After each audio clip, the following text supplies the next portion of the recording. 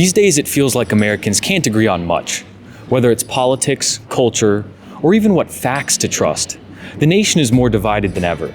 But if there's one thing we can all agree on, no matter what side you're on, it's this: we the people aren't the one calling the shots anymore. Despite what it says on paper, American democracy is no longer functioning the way it was intended. And if we're being honest, it hasn't for a long time. The illusion of choice, the spectacle of elections, it's all starting to feel more like theater than governance. So what exactly is America now? If it's no longer democracy in the true sense, then what is it? And more importantly, who's really in charge? Because let's face it, after watching the last few presidencies, it should be painfully clear that the President of the United States isn't the one pulling the strings. Whether it's Biden, Trump, or anyone else in that seat, the role feels increasingly symbolic, even scripted. In many ways, the presidency has become less about leadership and more about performance. The presidency has become sort of like the modern Queen of England, where the president is merely a ceremonial figurehead with a title but little actual power. In other words, it's all just PR, a show, reality TV garbage that has no actual bearing on reality. And speaking of performances, we literally have a reality TV star running the country. And before that, we had a dementia-ridden old man who clearly didn't even know where he was half of the time. It's incredibly obvious to everyone at this point that the presidency is a joke. That alone should be a massive red flag for how far removed we are from the ideals of representative government. So if arguably the most important election we vote in seems to yield no discernible outcome except the presence of a different ceremonial PR person, how much power do we the people really have these days? And if not the president, then who the hell is in charge? Who's really making the decisions? Who benefits from the chaos? Who profits from the polarization? The answer isn't hidden, it's just not advertised. Behind the curtain, you'll find the usual suspects: corporations, lobbyists, and unelected bureaucrats with deep ties to a handful of influential billionaires. These are the people shaping policy, writing the checks, and deciding the future, not for the good of the country, but for the good of their bottom lines. In short, America isn't being run by we the people. It's being run by whoever can afford to buy it. And the people who can't afford to buy it, well, that's a very small club. It's not we the people, it's they, the billionaires. And until we face that hard truth, the performance will go on. But maybe it's time we stopped clapping. There's a name for a government controlled by a handful of elites. It's an oligarchy, and it's about the farthest thing from democracy you can get. So if America isn't really a democracy anymore, if the people aren't the ones in charge, how did we get here? Well, it didn't happen overnight. It wasn't one law, one president, or one corrupt corporation. It was a slow, deliberate unraveling of democratic systems, quietly replaced by something far more profitable, an oligarchy wearing a democracy costume. Let's start with the money. Politics in America has become a high-stakes investment opportunity for the ultra-wealthy. Elections cost billions, lobbying is a multi-billion-dollar industry, and campaign contributions? They're not donations, they're down payments, they're IOUs. And once you're in office, you know who helped put you there, and what they expect in return from you. Just look at the number of pharmaceutical companies, fossil fuel giants, weapons manufacturers, Silicon Valley. They don't spend hundreds of millions on lobbying because they're bored. They do it because it works. Policies get shaped behind closed doors. Regulations are watered down. Loopholes are written right into the laws by the same people who are supposed to enforce them. And the courts, they're not immune either. Corporations have rights now. Money is legally considered speech. And thanks to rulings like Citizens United, the floodgates are wide open for unlimited, untraceable money to buy influence. A government of the people, by the people, for the people. That was the idea anyway. But today it feels more like a government of the donors, by the lobbyists, for the shareholders. And that's not just cynicism, that's backed by research.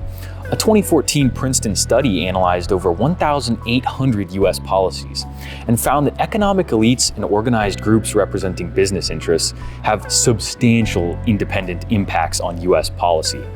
Well, quote, average citizens have little to none. Little to none.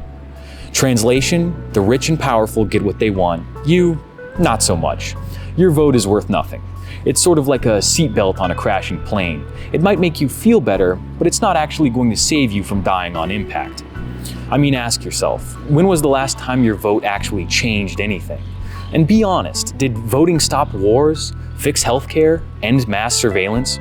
Or did it just switch out one PR spokesperson for another? And at the end of the day, you probably didn't even have any input on who the new spokesperson was anyway.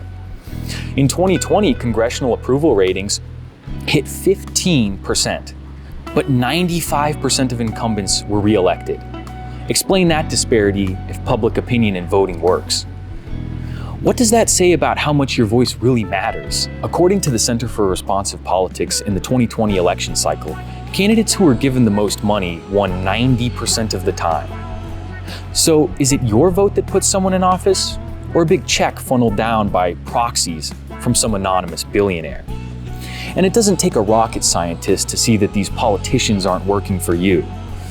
Like anyone else, they are working for whoever is signing their checks, and you're not signing their checks. Us, the average people, we're more just an inconvenience they get paid to keep at bay, so they can keep pursuing the agenda handed down from their billionaire sugar daddies. The result? Buying a lottery ticket or betting on blackjack is more likely to help you than voting in a US election. At least in gambling, there's a very small chance you'll get something out of it. Your one vote means nothing, as it's been smothered out by dark money and drowned under mountains of propaganda, gerrymandering, voter suppression, media spin, and downright fraud. Speaking of media, let's not forget who owns that too. A tiny handful of mega corporations control most of the news and entertainment we consume. And while they fight culture wars on screen, they quietly agree on the same status quo behind the scenes. It's a magician's trick. Distract the audience with division while the real act happens out of sight. Democrat, Republican, it doesn't matter. Both parties take money from the same donors. Both sides serve the same machine. And we're all left arguing over pointless nonsense, like whether the new Star Wars movie should have more or less lesbians in it. Meanwhile, the country burns, and the people picking our pockets are laughing all the way to the bank. So where does that leave us? Disillusioned, distracted, divided. Exactly where those in power want us. Because when the people are divided, they're easier to control. And that's when the real power brokers win. Not with votes, not with violence, but with indifference. Because the opposite of democracy isn't dictatorship, it's apathy. Americans are apathetic to real issues, while they furiously debate inconsequential or fictional issues. This is by design. Because here's the playbook. They keep you angry, they keep you scared, they keep you entertained, all while policies that actually impact your life, like wages, housing, healthcare, and debt, get decided by unelected lobbyists in closed-door meetings. Meanwhile, you think you made a difference by quote tweeting a meltdown over woke M&Ms or Christmas cup conspiracies or whatever manufactured outrage the media is peddling this week. Spoiler, you didn't fight the system, you fed it. If the system is so clearly broken, why does it keep rolling? Because it works exactly as intended, for the people who own it. A handful of elites keep it running because it makes them richer. And your silence, that's their fuel. They need you distracted by fake culture wars. Because if you ever focused on something real, you might start demanding more. And every inch of power the people reclaim is an inch stolen from billionaires. That's the real threat, and that scares them more than anything. Have you accepted the way things are? Or have you just stopped believing that they can change? Because the moment we accept corruption as normal, the moment we believe democracy is too broken to fix, we surrender the very idea of citizenship. But here's the truth. The system is only broken because we stopped demanding more of it. It's only owned by the elite because we allowed it to be. Because despite everything, we still have one thing they fear: us.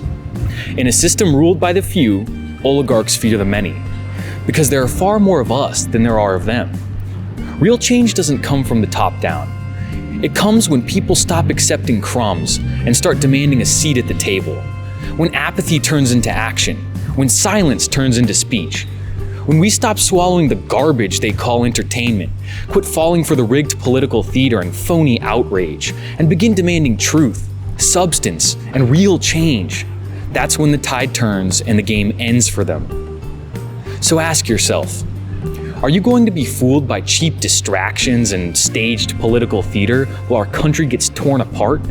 Or will you stand up and fight for yourself and fight for what you know to be right?